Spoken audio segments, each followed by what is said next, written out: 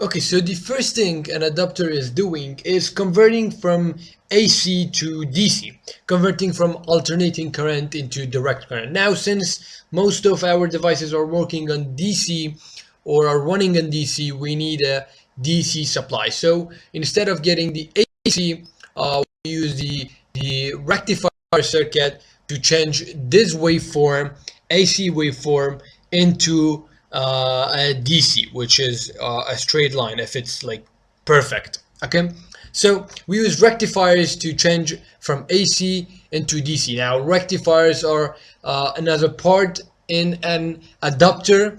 It's a specific circuit in an adapter which it's functioning as AC to DC. Now, another thing an adapter does is specifying the output voltage. Okay, so it's not like any voltage we get at the output, but it's a voltage which we want, which we require. Okay, so different adapters have different output voltages. Now, it does this through a transformer. For example, if we give 240 volts AC in the input part, we can get 24 volts at the output.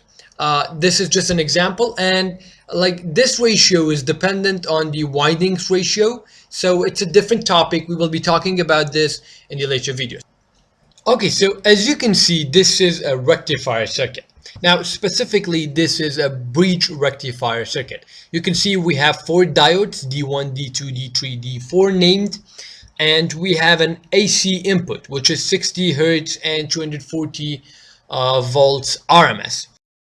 So also you can see a voltmeter here, which shows us the volts between those two endings. Okay. Now, okay, we said a rectifier changes or converts from AC to DC. Okay. Now you can see here, this is actually a signal representing the voltmeter over here on those two endings. Now you can see that we have ripples, we call those, but we have no alternatings. Now, alternating means changing from being positive to negative or changing directions. This means that the electrons are moving in one direction and not the other. Specifically here, they are moving in the positive direction. As you can see, the DC is rippling, but we have no electron change direction. Now, what do we have here is the electrons are increasing their speed, reaching maximum, and then decreasing their speed to zero, and then starting the process again. Okay, so we can see a voltmeter over here. Now this voltmeter is measuring the voltage between those two endings. You can see that it increases up to 340 volts and then starts decreasing again. The thing is, this voltage never gets to negative voltages. We never get negative voltages out of this thing. It's all positive. From 0 to 340 volts we get output from this terminal. Okay, now, okay, we are actually changing from AC to DC, but why is this voltage increasing up to 300 voltage? We have only 240 volts here. The reason for this is the 240 volts here is the RMS voltage. Now, RMS voltage is, we can say, is the real voltage we get. But we can look at the maximum voltage out of this AC source. So let's just check that out. So we have a maximum voltage of 340 volts. Now, if you don't know what I'm talking about, if you have no idea of what the maximum voltage or the RMS voltage is, it's super okay. You still can make one of those adapters. But just to know, the maximum voltage is divided by square root of 2 to get the RMS, and the RMS is multiplied by square root of 2 to get the maximum voltage here.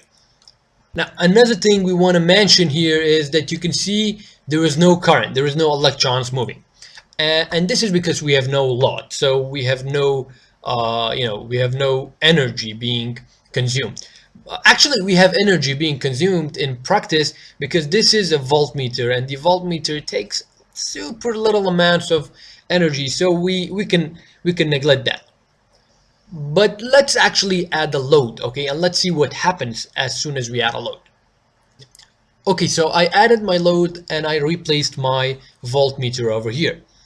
This is the representation for the voltmeter, and this is the representation for the load over here. Now you can look at those electrons moving, or let's say coulombs moving, or a current. You can see that the speed of those increases and then finally reaches zero, probably stops with the graph. So let me just increase the speed so we see what is happening.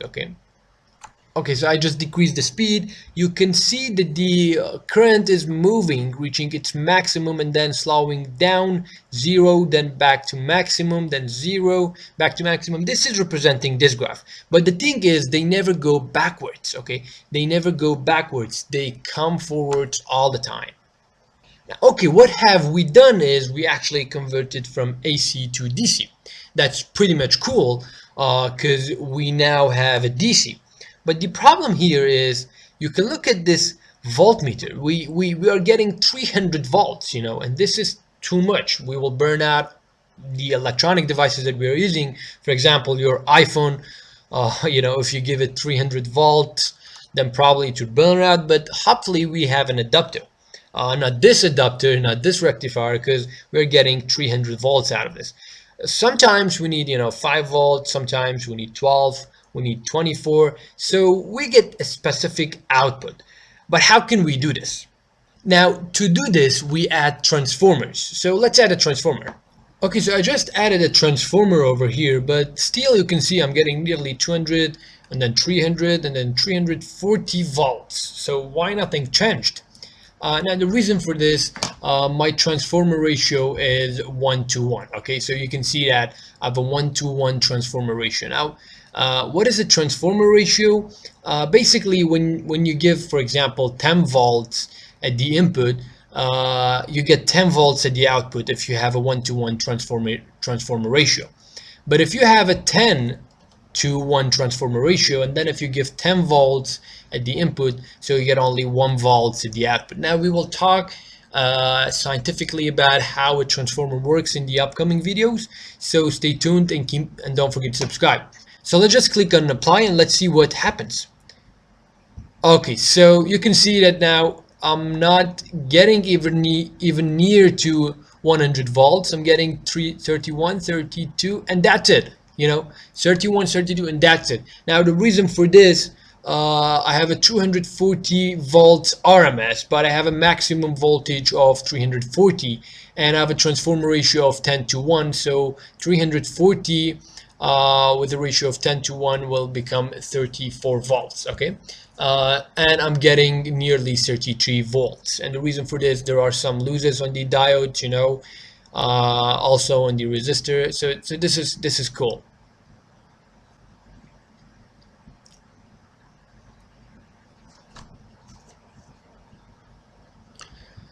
Okay, so what have we done? Now, we added the transformer.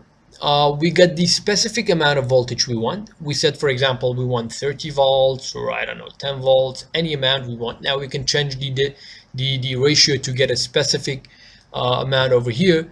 But now there are still problems, okay? We have again a ripple full DC. Okay, so what we want to be doing here is adding filters. Okay, filter can be capacitors, can be inductors. So let's just add a capacitor and let's see what happens. Okay, so I just added a capacitor and you can see I'm barely seeing any ripples, but the signal is super small, so I can't see anything. So let me just change the transformer ratio so we get a bigger output here. Okay, so I just changed the transformer ratio back to 1:1, so this is, we could see what is happening over here. Okay, now you can see there is such a beautiful signal over there.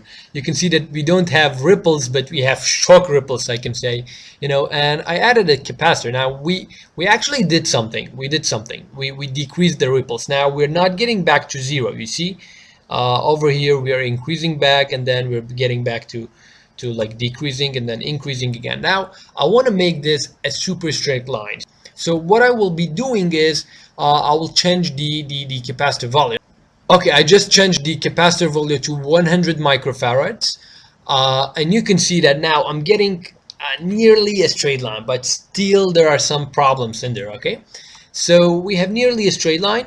with a 100 microfarad capacitor. Now let's add more filters. Okay, let's add an inductor and then a capacitor more. So let's go ahead.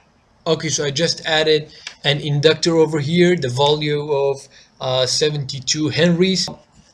We can see that we're nearly getting a straight line, still not yet, but nearly we are getting 100% ripple-less DC. So let's actually add another DC and let's see the effect.